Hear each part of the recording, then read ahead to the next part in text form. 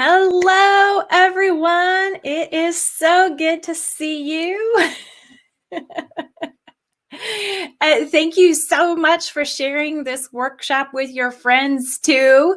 Yes, the turnout is just amazing on this workshop, and that is because you all shared it on Facebook or by email, or maybe just forwarded on a link or told your friends about it, and I appreciate that so much.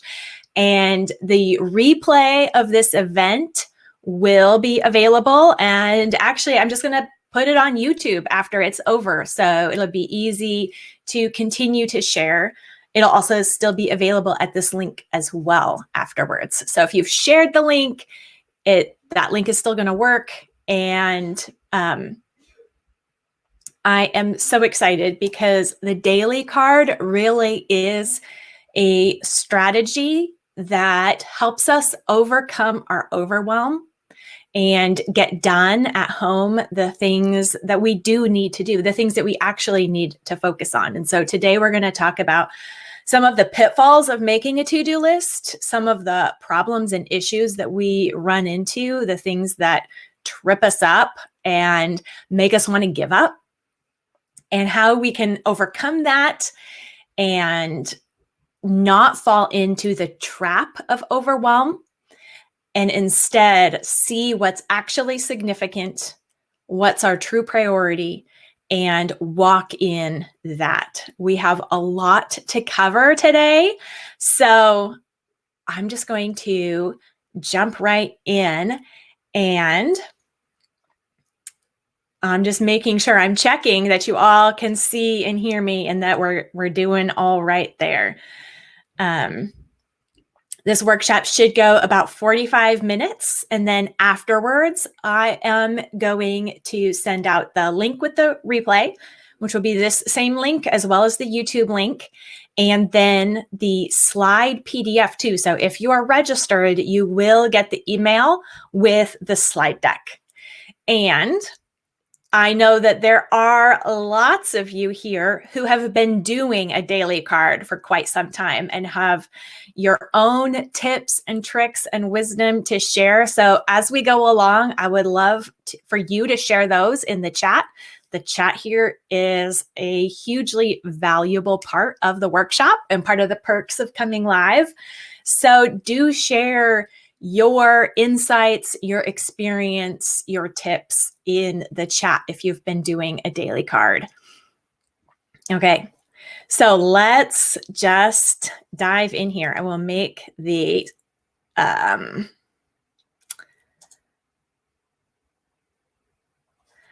slides all big. All right. Oh dear. Well, some of my fonts didn't transfer from the file. Oopsies. Anyway, this workshop on the daily card is for you if you have ever felt like you don't get anything done at home. Maybe you don't get anything done at all. It's a feeling. It's probably not true, but if you've ever felt that way, and I think we all have, you can raise your hand. That's one thing that we're going to cover today. We're going to talk about that. If you have too much to do every day, so, who can even make a to-do list? Sometimes it's better, we think, or we act anyway, as if it's better to not make any list at all, because we really don't want to confront what we have to do in a day, or we don't want to be aware of what needs to get done, really. We just kind of fly by the seat of our pants and hope that's good enough. But we're going to talk about that aspect as well. Maybe you've tried planners and you haven't found a planner that works for you. Maybe you have found that planners take more time than they save, or you've spent more money than you've gotten value out of those planners. You've just given up. You say, well, I'm not a planner person. We're going to talk about the biggest trouble with that and how a daily card can get you moving forward with or without a planner. Maybe you're busy all day long and tired out at the end of the day, but you couldn't actually say what you did all day, right? All moms have been there, right? What actually happened today? What did I do? I know I did things. I didn't sit on the couch all day, but I feel like I didn't get anything done, right? We're kind of back to that top one.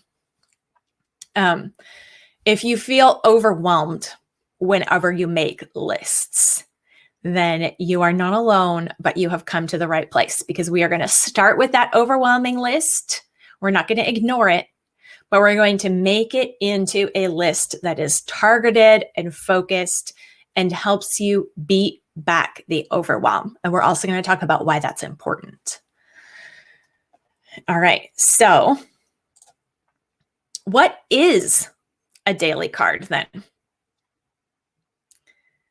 A daily card is a short to-do list, usually 3 things, maybe 3 to 5 things just for that day. And it's short, and we call it a card because we use something like an index card or a Post-it note. And this is an extra teeny tiny Post-it note.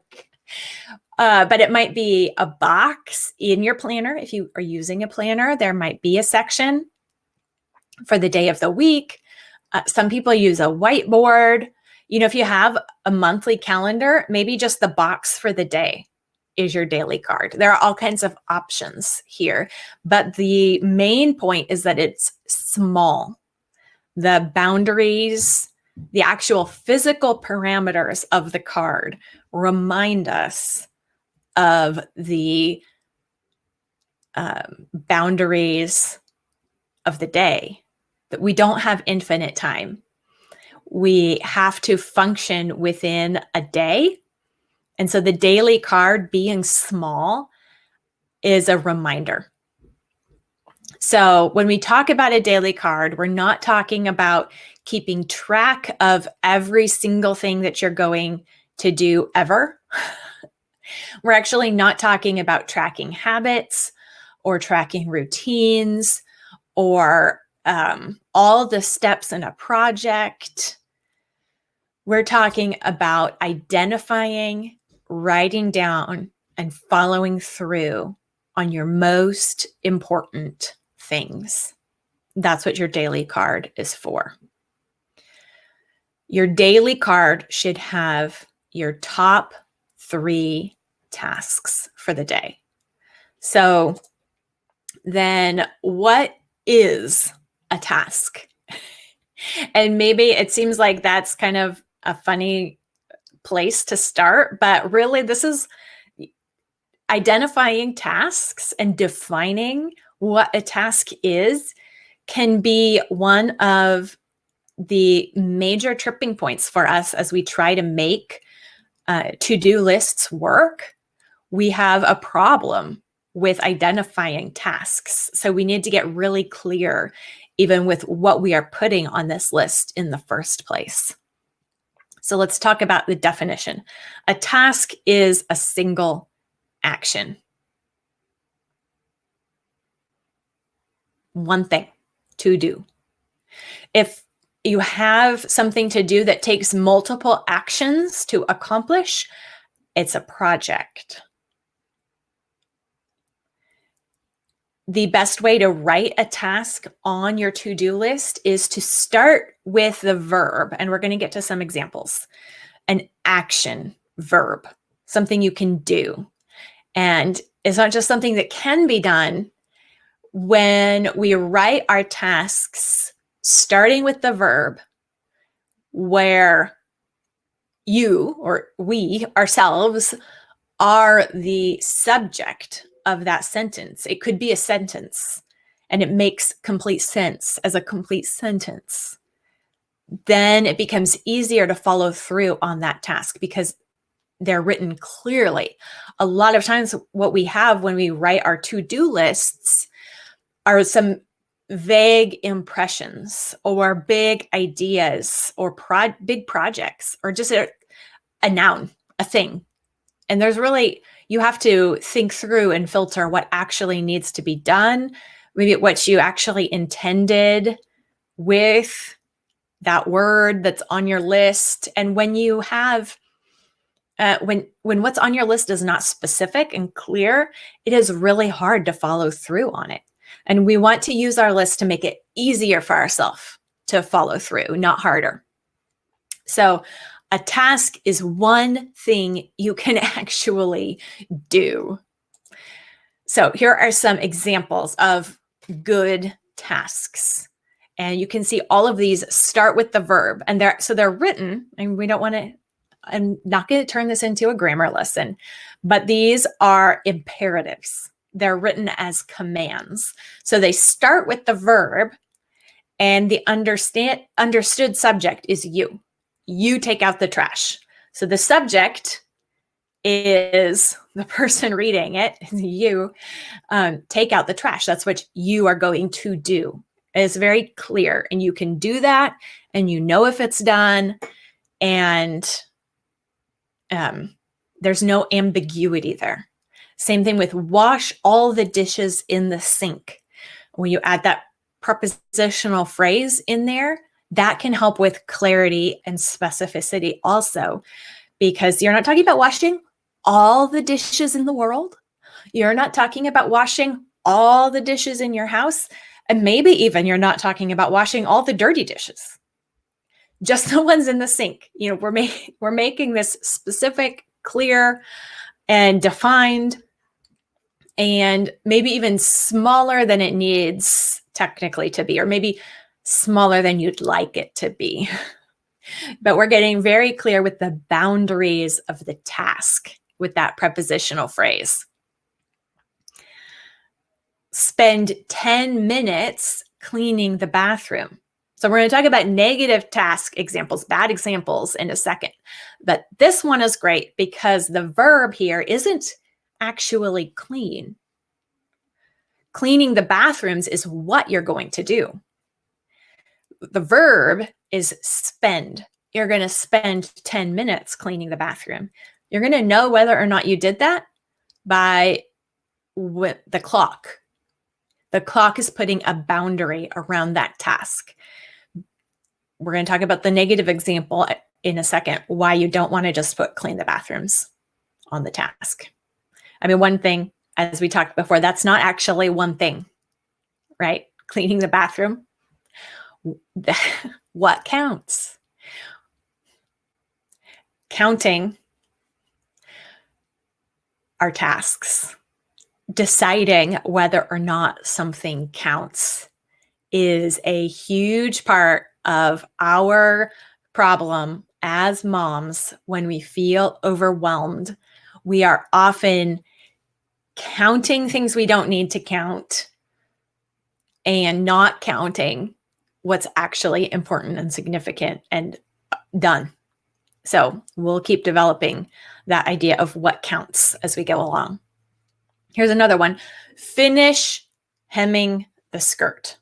So here the verb isn't even hem. It could be hem the skirt if that is because that's defined.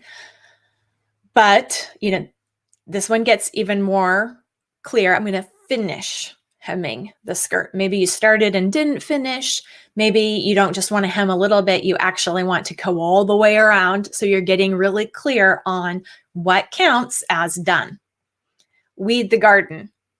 This one may or may not be a good one. It depends on the garden, right? If your garden is an acre, putting down weed the garden is like not reasonable, right? Unlikely to actually happen, and a pretty huge task that's going to take a lot of time, and that's going to be difficult to decide whether or not you've done enough to count. But if you have a little 4x4 raised bed, then you can put weed the garden on it because the garden bed is very clear and defined and small. And the weeds are finite, and you know whether or not they're all gone from the little 4x4 bed. So there isn't a universal rule here. Weed the garden is or isn't a good task. It depends on your garden. It depends on the weeds. Like, how many are we talking about? What kind of a task is this? We're talking about a principle here that we each need to take to our own situation and apply with wisdom. And the principle is that we have an active verb, have one thing, and we make it as clear and defined, like with boundaries, as we can. Those are the principles of the tasks that we're talking about when we're talking about making a to-do list, writing a daily card, choosing your top 3 tasks. So let's talk about some negative examples. These are not tasks that should be on your task list. Clean the kitchen. Too big, too vague. So if you take one way you can know that this is not a good thing to put on your list is by grabbing a notebook or a scrap of paper and put clean the kitchen up at the top, and then write all the actual specific actions that fall underneath that. What are all the things that you could be doing that count as cleaning the kitchen? Cleaning the kitchen is a project. You can clean the counters, you can scrub the baseboards, you can wipe down the appliances, you can shine your sink, you can be cleaning out cupboards, you can wash the windows, you can clean out the oven, clean out the microwave, we can keep going. Cleaning the kitchen is a potentially big project. And so when you see that on the list, the question becomes,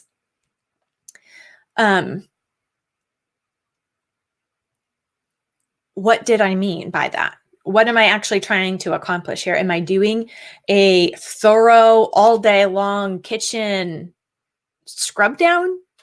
Or do I just mean, 15 minutes making it better?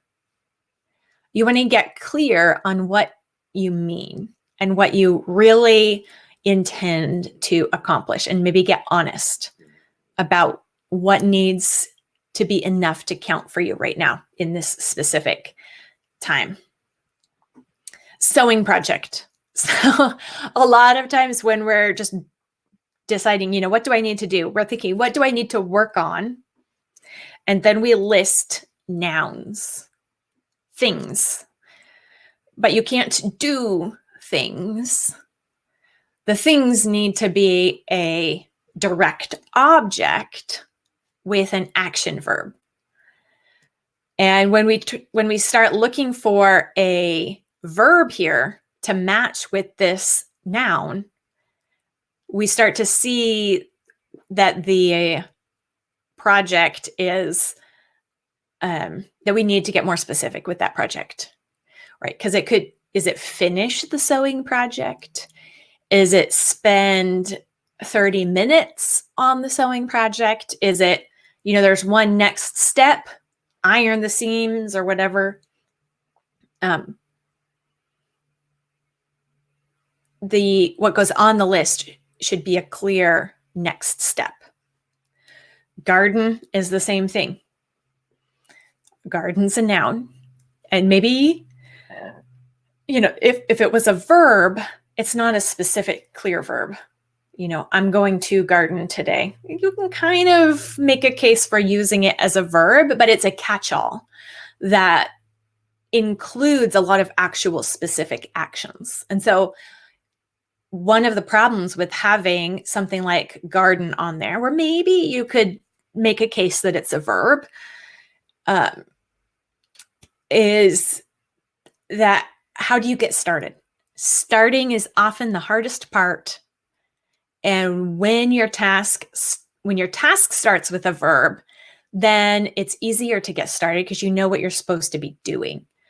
You don't know here with garden, are you going to be spreading soil? Are you going to be hoeing? Are you going to be planting? Do you just mean watering, weeding? What tools do you need? What should you be wearing? There are all these questions where having a vague thing, noun really, on your to-do list raises more questions than it answers. And you're going to avoid your to-do list if it causes confusion, if it brings up uncertainty, if you have to think hard about what it is you're actually supposed to do next. One of the ways that a daily card becomes most helpful to us is when we do the thinking in advance. And so we write that decision about what's next on the card so that when it comes time, we know what's the actual next step to do. Again, homeschool is another one. You say, I need to homeschool the kids, right? So you can kind of use homeschool as a verb, but what does that even mean, right? It's a catch-all project word. When I say I need to homeschool the kids, I mean, we could be doing morning time, checking their math page, watching the Latin lesson, reading aloud. There are specific actions that need to be done. And sometimes I might use homeschool as a catch-all. But again, that means I have to filter or go to a different list. And when can we count this as done? When they're really big like that, it's hard to know when to count it as done, or to allow yourself to count it as done.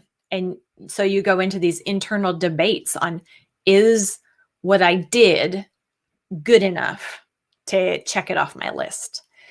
And so by making the list specific, we eliminate that step of self-judgment, trying to decide at the end of the day if what you did is good enough.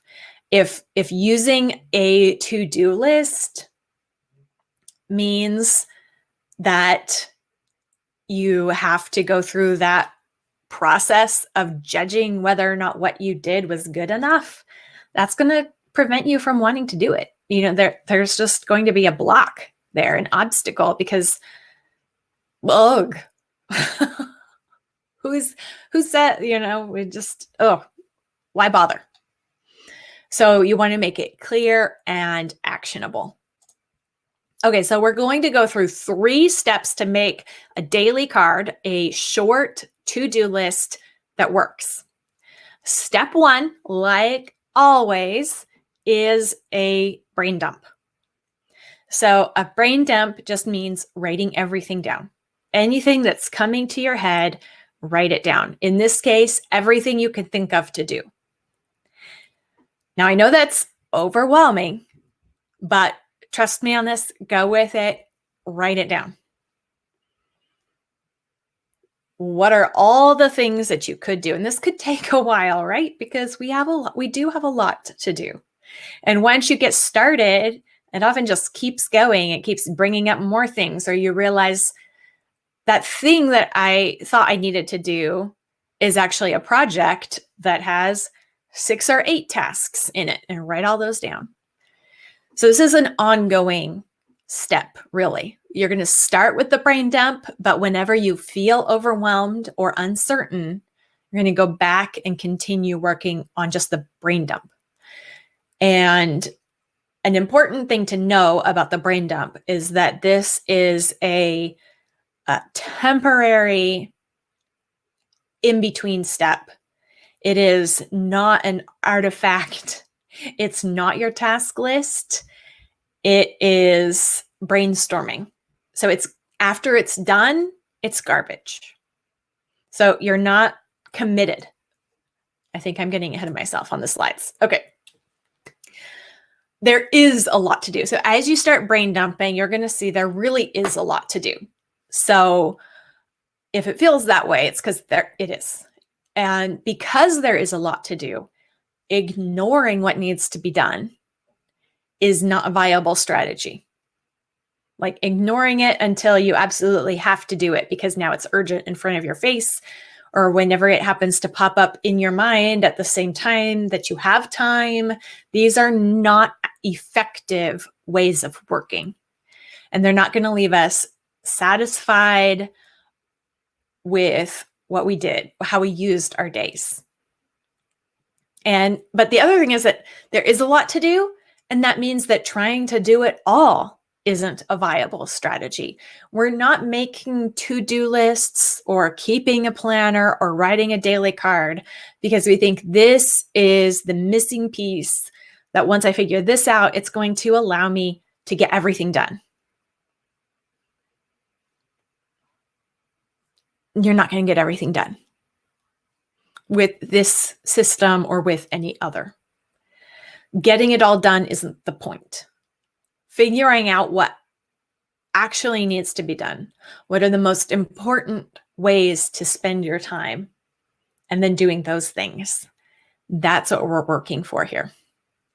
So write it all out, write down everything that you think you need to get done. Writing it out isn't committing to it all. Writing it out is a preliminary step. So this is just brainstorming and seeing why maybe you feel overwhelmed. Some things are more important than others. But what we're trying to work on here is making better in the moment choices by doing some of this thinking up front.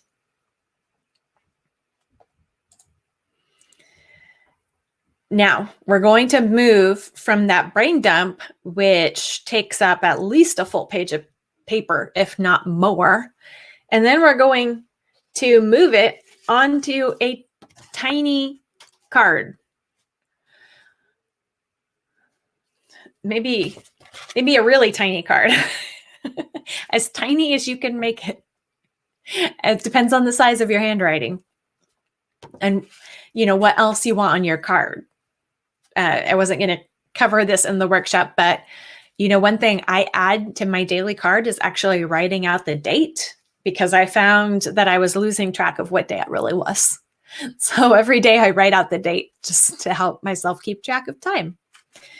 And then sometimes the card, especially if you use an index card, can be a great way to remind yourself of truth. Write a Bible verse you're trying to memorize or trying to pray, or giving yourself a prompt to smile. Writing an extra little prompt or encouragement on the card with your daily top 3 is a great way to use the space, because even an index card can fit a lot of tasks. And fitting a lot of tasks is what we're trying not to do. We're trying to identify the best places to use our time and do those first, or focus on those.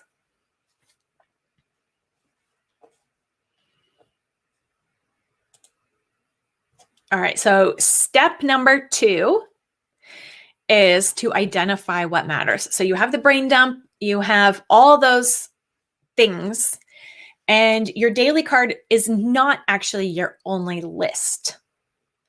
So you have the brain dump, and you will need another list of the little things that need to happen, the habits you're trying to work on, the routines that you just need to remind yourself to do, or maybe just to pat yourself on the back that you did them, right? Check marks are a great little mini reward for ourselves. And, but all the tasks, if they are all on one list, they visually look equal. And that's not the case. So if we see a list of 20, 30 tasks just all on one list, our brain just tends to automatically treat them all as equal. But we know that they aren't all equal. When we see a list of 20 or 30 or more things to do, that where our default setting is that they are equal, we're going to choose the easiest ones. And unfortunately, what matters most is usually not what's easiest. Bummer. So our daily card is a way to take that long list of the possibilities, of the responsibilities, and pull out what's most important to happen today. And then to write them on the list, not as these are the things that are most important, right? Because that would be like putting homeschool on the list. It's too big. It's a noun. You're identifying the priority itself is a thing. But what you want to put on your list is a task. So you need to take your priority and turn it into something that you can actually do and check off. And so that's a skill. It's going to take practice, but that is what we're after here. So you take that very long to-do list and filter it into a top 3 for the day. You will do more than 3 things in a day. So we're not saying as long as you pick 3 and do them, then you're done. No, the rest of the day is vacation. But I don't think any of us are thinking that way. You will get more than 3 things done. So sometimes that's a resistance point for not wanting to pick 3 because picking 3 is hard. So you're going to throw up excuses like, but I have way more than 3 things that need to be done. But you need to look at all those things that need to be done and know where is your time most wisely invested. So the things that you put on your daily card are investments of time. They are the things that have long-term payoff. Now, sometimes that might be pay the electricity bill, and the payoff is that the electricity won't be turned off on us. Sometimes that is the thing that has to happen today or else. But a lot of times what we need to invest our time in will be the things that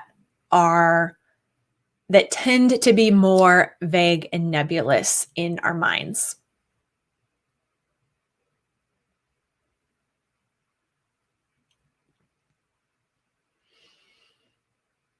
Investing your time means that you will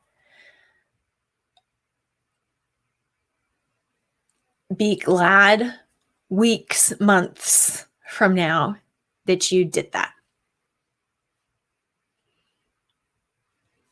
They are activities that matter.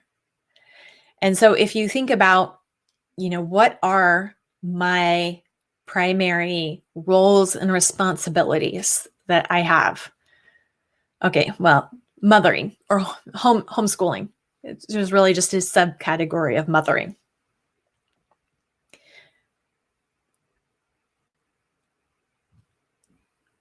What can I do today to actually live that out?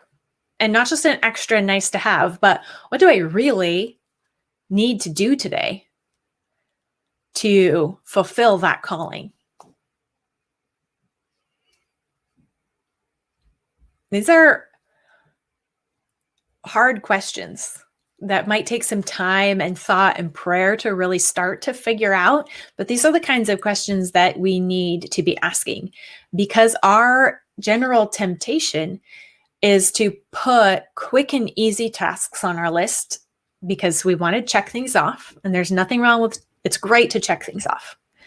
Checking things off a list is a great little personal celebration moment.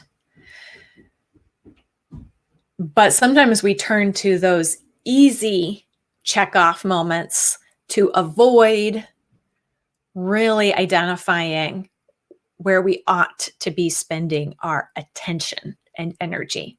And those are things that are harder to put into a task, but they are the things with the greater payoff later.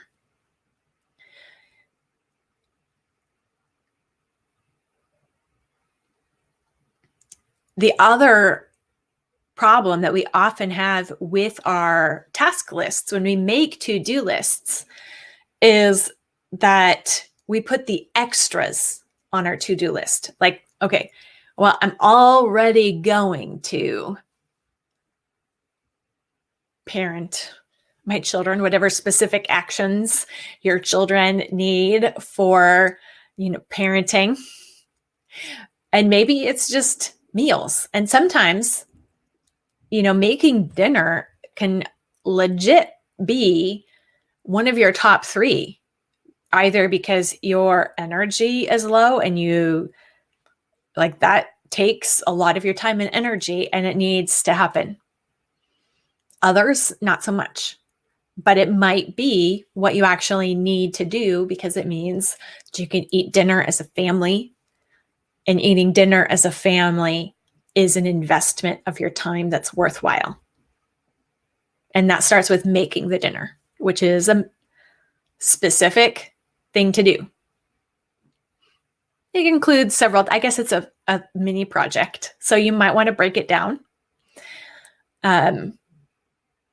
But it's one of those things that we often don't count. We don't write it on a list of our top 3 priorities because, well, of course, we're going to eat something for dinner, even if it's cereal. So, whatever. Sometimes, we have to go through special diets or whatever so that dinner takes extra effort, but also has extra needs that you're meeting with that meal. And so, we need to count where our energy and attention actually need to be and not just fill our to-do list with the things that we would like to do if we had spare time. We would like to do, if everything goes our way, then I would also get these things done. And, we kind of do what needs to be done, but we don't count it. We don't give ourselves the credit. We don't pay attention to it. And it's not that we need credit, but we do need to let go of the wishful thinking planning. We do need to not do all the important things, but none of the extra things. And they get to the end of the day and say, I didn't do anything today. I didn't get anything done. It's when that's not true. That's not true. One important use of the daily card is that we write down, we are acknowledging to ourselves with what we write down. These are the things that matter. This is where I'm going to spend my time and attention.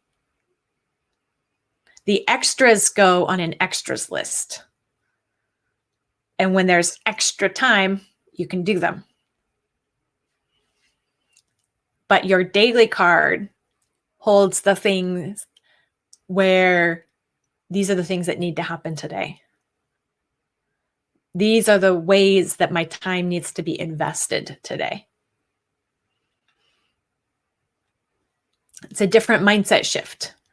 But I would challenge you to look at maybe some of your past to-do lists, or, just stop yourself as you're making future to-do lists and say, am I putting on here extras, or am I including the things that are my primary responsibilities?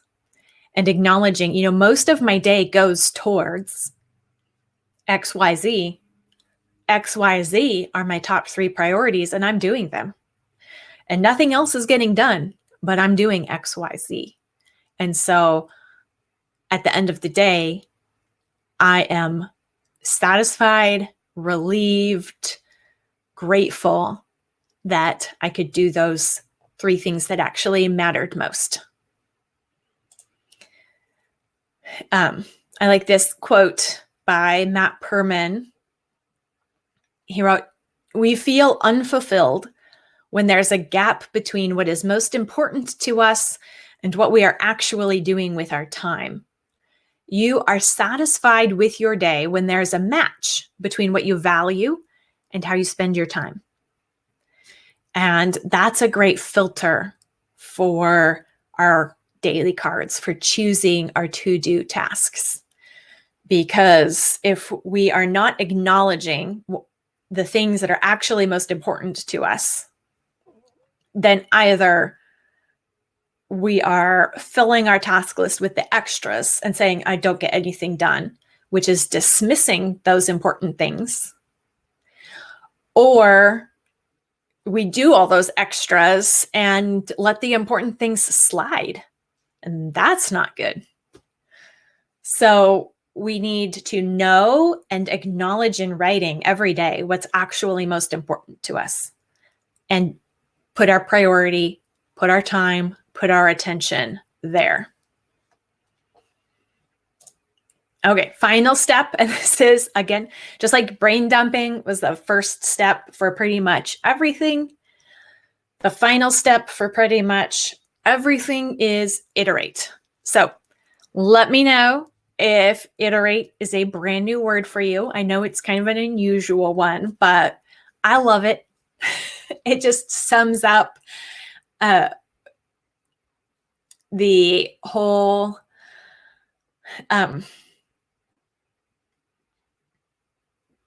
project of life, really. Maybe that's a bit of an exaggeration, but iterate means to keep trying. It means to try it again, to get started, try something out, and then look back at how it went and learn from it and take the next step or try again, being informed by the way it went before. So it's an incremental adjustment, making incremental changes personally based on your previous experience. So instead of thinking that you're going to, cut and paste a system into place, or just get something set up and then run with it. That's often the way we think of plans or planning or systems, right? Is that we're going to get this in place and then work it, do it, and everything will be better. And then that never actually works that way, but we keep thinking that the problem was the plan or the system that we tried. Or we think, well, the problem is me, and the problem is the expectation. So to iterate is to just get started, do what you can, and make incremental adjustments, tweaks, changes that are specific to you and your situation to make it work better and better for you, to customize the process and learn the skill. So you're expecting to learn instead of expecting to just get it right and perfect out of the gates and then move forward with everything working amazingly. That's just not going to happen. Sorry to break it to you. So there are several reasons why we will need to iterate. We have all experienced this with different, whether you've used a daily card or a planner or any kind of to-do list, when you've tried to get anything done intentionally, there is going to come the point where, or a day or a string of days, where you don't choose the right things. You identify what you think are the top 3, and then it turns out that what you wrote down wasn't really the top 3. Either you just picked wrong, like you were misinformed, or, had a little bit of that wishful thinking going on, or just life changed. The circumstances, something came up. The day did not unfold as expected, and a different right thing is what you needed to do, and you did it. So you had to change. There are going to be days where you don't put the right thing on your list, and you're going to go do what really was the right thing. If someone has to go to the emergency room, that's probably not something that made it onto your list because you didn't know that was going to happen. But there's no question that an emergency room trip is needed, That's going to take a big chunk of the day. And that's my job right now. It becomes the right thing. It becomes a replacement maybe for all three of the other things. That's what we're getting done. That's just the way it is. A lot of times, I mean, it's a skill to identify what those top three are. And it's a skill that you get better at with practice. You'll make mistakes and you'll learn from those mistakes. So it's not like you try it for a few days, you didn't pick the right things, and so you think, well, this doesn't work for me. No, you need to pay attention and learn from the process. The process is going to teach you to choose the right things if you stick with it. You say, well, what was it that made me pick this? What really was the most important thing? And as you go, you get better and better at it. And along the whole way through, we need to remember the real goal is not to check everything off our list, but to walk in faithfulness and fruitfulness. That's our goal. So that needs to be the filter that we run things through before we just throw it all out the window and say, this isn't for me, or I can't do this, or any of these are really excuses for not paying attention and sticking with just being intentional and learning from our own situations, because there isn't a formula to plug and play. Life planning, there is no plug and play formula. It's going to take attention and process and practice, and it's something we have to stick with. It's a skill, and we can get better at it. So what about what happens when you put the right things, you put your priorities, they really were your priorities, you wrote them down, and you did anything but those things, right? That's reality, right? We don't always do what we ought to do. Well, what then? It turns out that just writing something down wasn't good enough. I've been told that just writing something down makes it happen, but we find out as we go through here that it doesn't. Like, I actually have to do the things. And there can be a lot of reasons why you avoid the right things, avoid those priorities. Sometimes it's because the task was too vague. Sometimes it's because it was actually a project and you wrote it as if it was a task, but you're really unclear on what the next step is. And so you can't really move forward, and you didn't take the time to break it down into figuring out what's the next step. If you hang a picture on the wall, but you don't have nails and a hammer, you can't do it. And so if you want to hang the picture on the wall, what you actually need to do is go to the store and buy nails and a hammer. Right? You can't just magically put the picture on the wall. That's the end goal that you want. But unless you're able to do it, it shouldn't be on your list for today. So often there's some kind of ambiguity or prerequisite that we haven't identified yet. Some kind of thing that's causing us to procrastinate. And we just need to confront ourselves and ask questions and brain dump and figure out, why am I procrastinating on this? And pray about it. And, maybe we don't have the energy that we thought we would. Maybe we got sick. And in those kind of cases, even though it might have been a priority, we need to put it in an action that's actually possible for us. The priority doesn't mean achieving perfection. And we didn't do it right unless we did it perfect. Then that's another thing keeping us from ever getting anywhere or counting anything as done. When we don't do what's actually our priorities, we repent and then rejoice, which is choosing gratitude and not wallowing in guilt or judgment or condemnation or just despair. Repenting is not feeling bad. Repenting is turning from sin to God, who will convict us. The Holy Spirit will convict us of sin and cleanse us from it through Jesus's blood. And then our eyes are on Jesus and we can move forward. And that's what matters. That's the process of sanctification. And that's really what it's all about.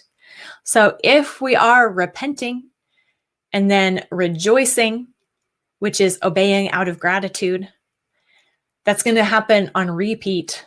And that's the process of sanctification, which is really what all of our tasks are bundled under the category of. So if sanctification is happening, God's will is happening. 1 Thessalonians says, this is God's will for you, your sanctification. So that means that God's will for you is not that you have to get everything right, that you have to do all the things. God's will is that you grow in faithfulness, in fruitfulness, practice the fruits of the Spirit, and confess and receive forgiveness when we fail. Well, we're going to fail. It's already covered, though, and taken care of. So then we can move forward with gratitude, doing what we need to do in Christ's righteousness, in the ability, the strength given to us by God, not pulling ourselves up by the bootstraps, trying to do better next time. Repent, rejoice, repeat is the life of a Christian. And all, even just the little daily things, all are a part of that. I guess this one should have been first for our definition of iterate. But we're making small adjustments and we're not expecting to be perfect. Instead, we are trying to be faithful and recognizing that that's a process, that we're learning and growing, and we're not trying to be someone else or make someone else's system work for us. We're trying to figure out what we need to do in our specific situation and calling. The daily card isn't something that's going to work any magic. It's a tool. So that means that it's not going to do any of the work. We still have to do the things, but it's a tool for keeping what needs to be done, what's actually important, in front of our face. So we have to look at it for the tool to work.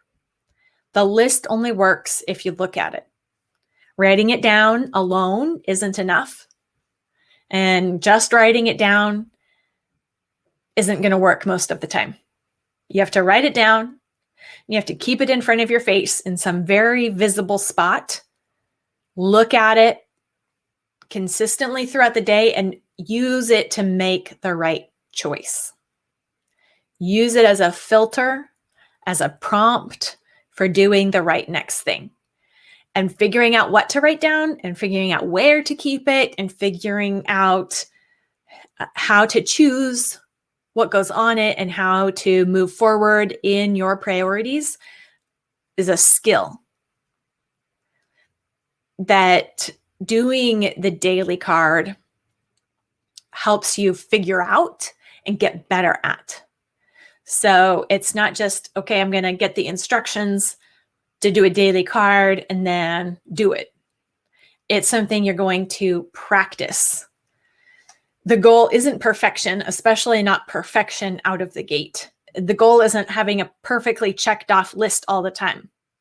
I'm inside Simply Convivial Continuing Education. That's my membership.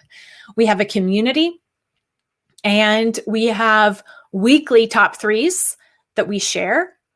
And everyone will tell you, like, I'm sharing mine every week with everyone.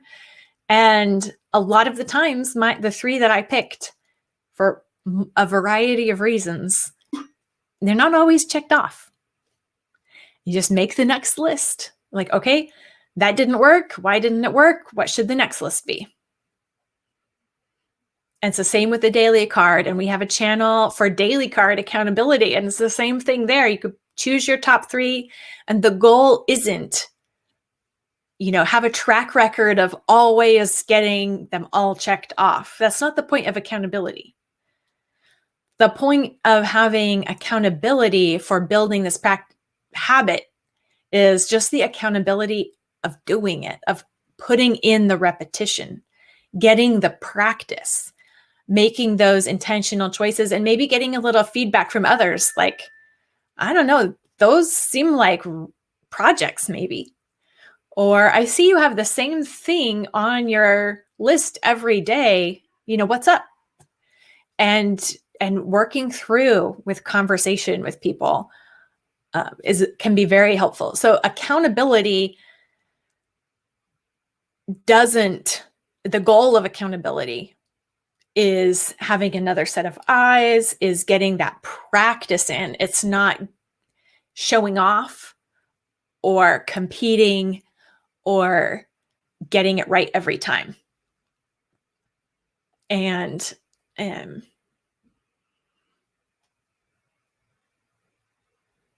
it's a very helpful thing when we practice in front of one another and with one another, is that when we're just on our own, we can start easily to think that I ought to get this right.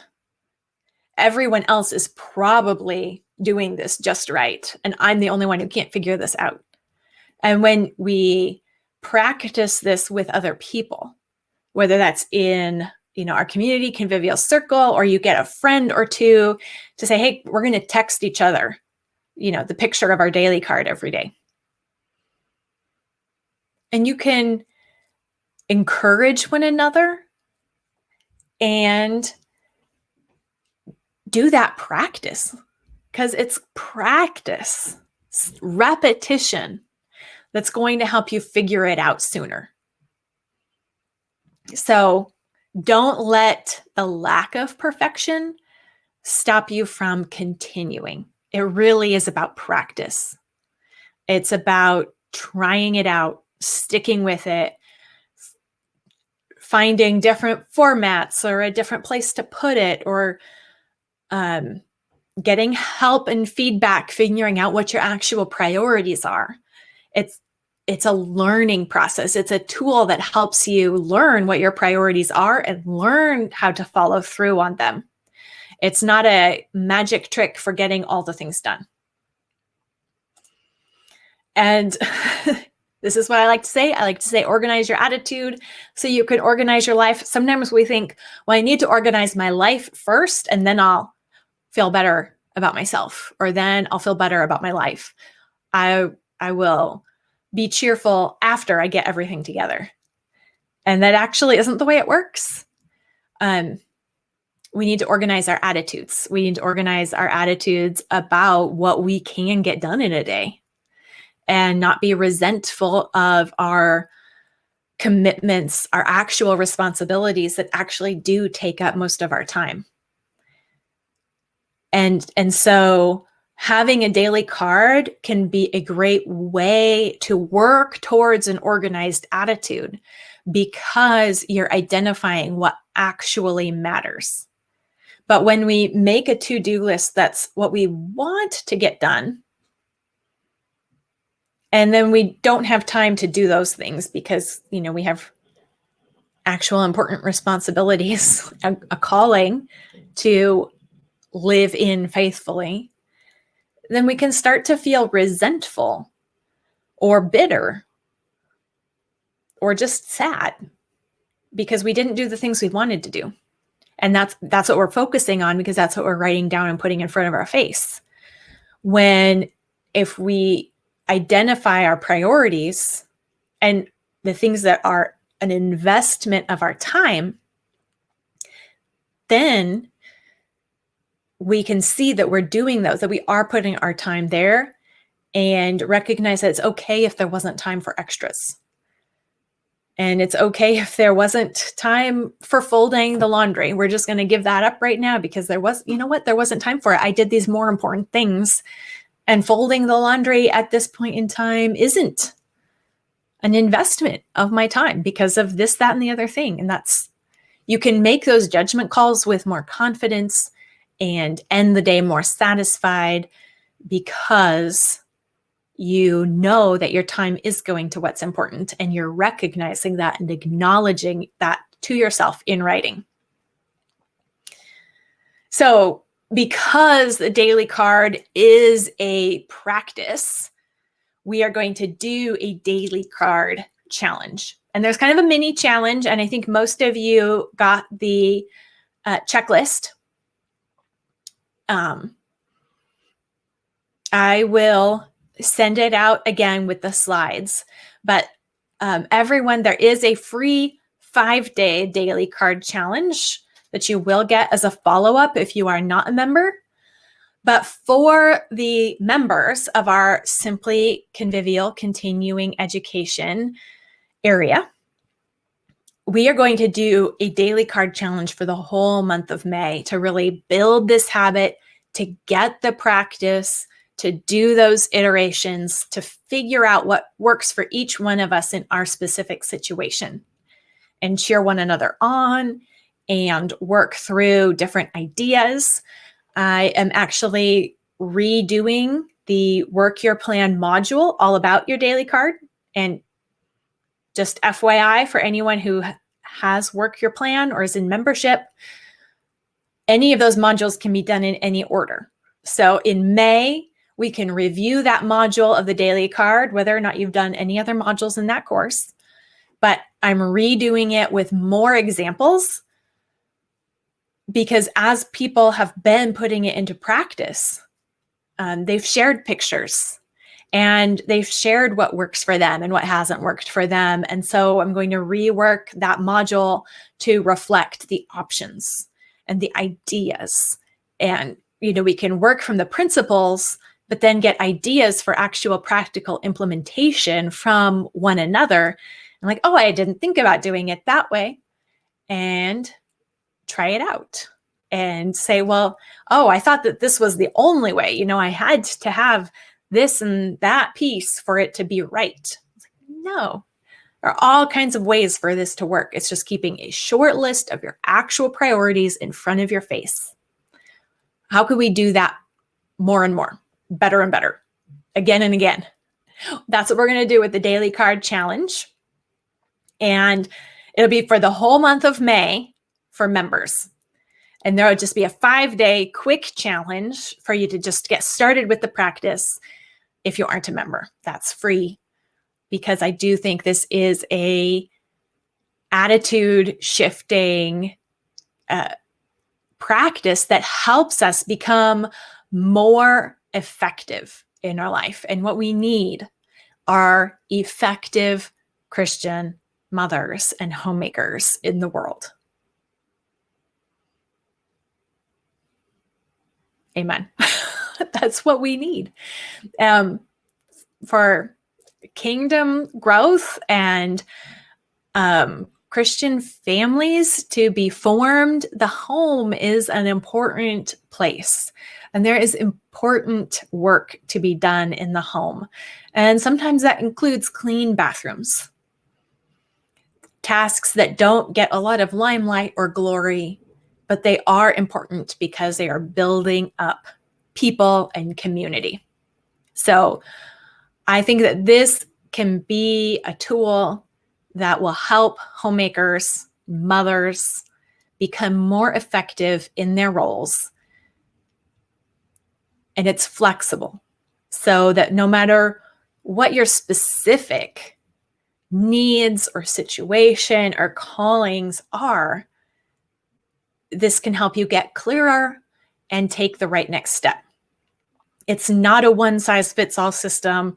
It's not just do this, and you'll get this result.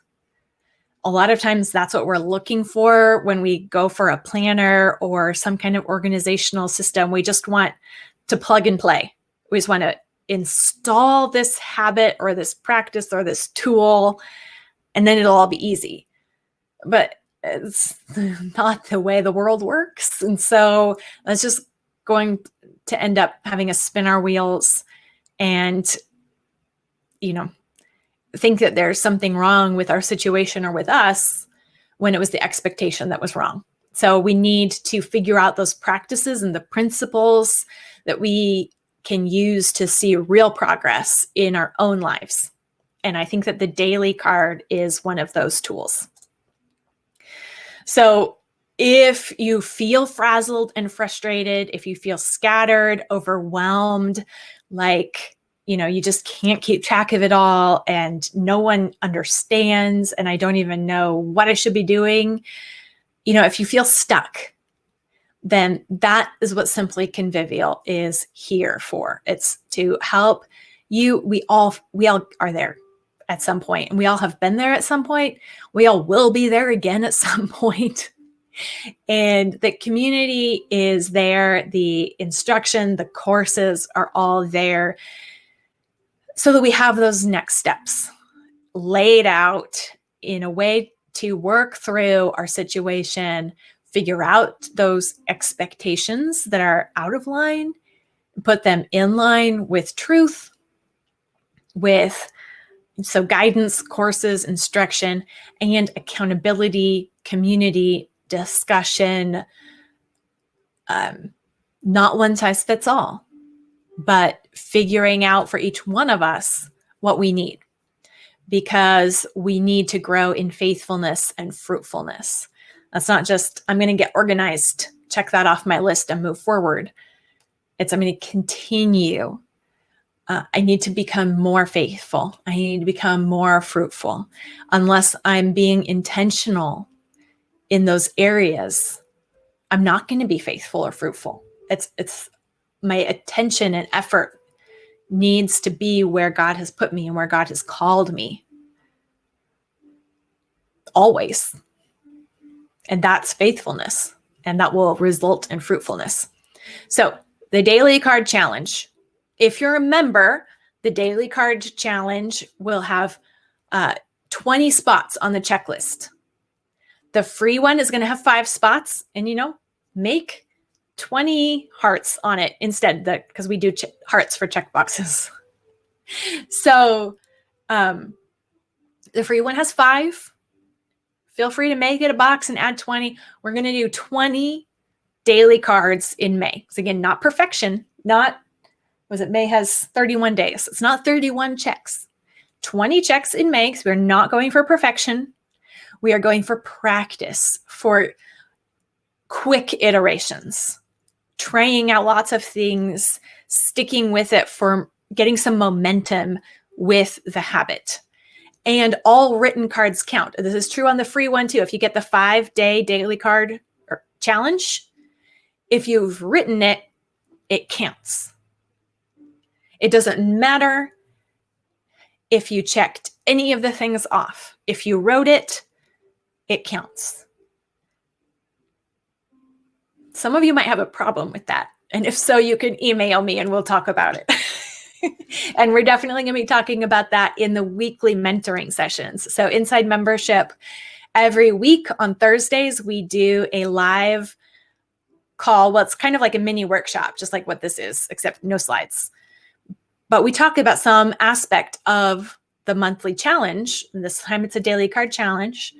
And so every Thursday, we're going to do a 20 to 30 minute conversation on a tripping point, an obstacle, an insight about the daily cards and making it work. And if you have a problem checking off counting your daily card when you didn't do any of the things, that's definitely a tripping point that we're going to cover. So then members will get to share their completed challenge sheet. If you check it all off, then you'll get a mailed prize of some stickers and more. I haven't put together the little prize packet, but you'll get a purple envelope in the mail with some prizes. And not to mention the accountability, the encouragement, the different examples of different ways this can look. There is not just one right way to do it. So if you want to do the daily card challenge, the full version with us, you can join membership now. The green button down there will, if you're watching this live, there's a green button down below that will take you to the page to join. And we would love to have you join us. It's going to be fun. I know we have some members over here, so you can tell them how fun challenge months are. Yes, I got purple envelopes. Do I have? I don't have one right here. They are purple envelopes.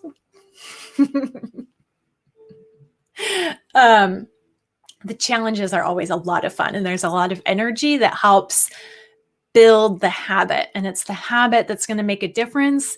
And it's the repetition and habit that's hard to do on our own. And so that's why we have the support to help you build those habits. Yes. So you can join there. If you're watching the replay, maybe on YouTube, or a friend shared the link or whatever, you can go to simplyconvivial.com and click the green enroll button up in the corner and join us for the month of May, the Daily Card Challenge. Thank you, everyone. It's so good to see you, and I will catch you inside Convivial Circle.